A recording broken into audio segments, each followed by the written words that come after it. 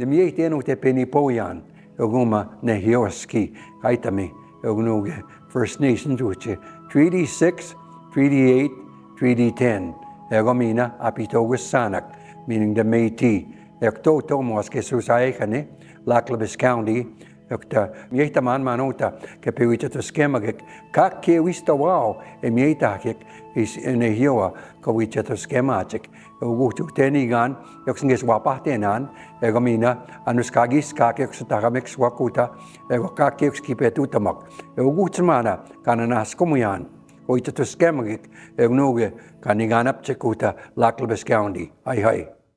The ICC committee was established with council, and we sent out open invitations to their elected officials and to meet and greet and largely introduce ourselves and start working together. When I came into the group, I noticed that there was no relationship between our Indigenous neighbors. In order to move forward, we need to work together, we need to walk together.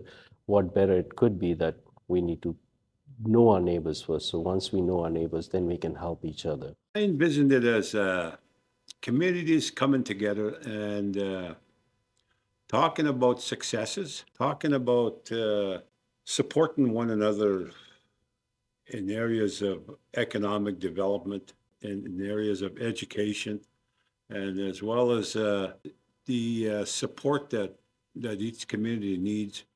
We went to Beaver Lake and Goodfish Lake and Kikino and Buffalo Lake, and everybody, everybody said the same things, and they want the same things we wanted, that they wanted jobs for their youth.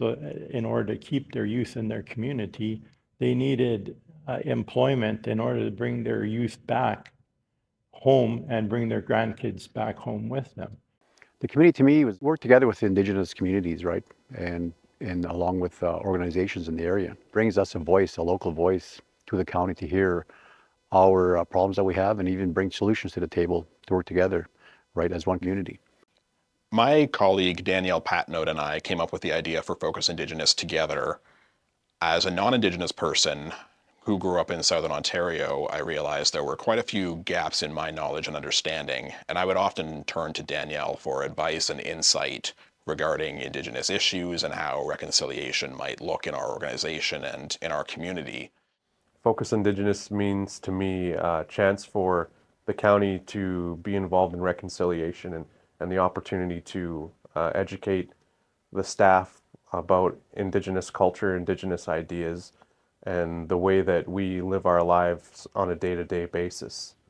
And I feel that it's amazing that we incorporate Indigenous and non-Indigenous people within that organization so we can bounce ideas off of each other and have that true form of reconciliation, as I like to call reconciliation.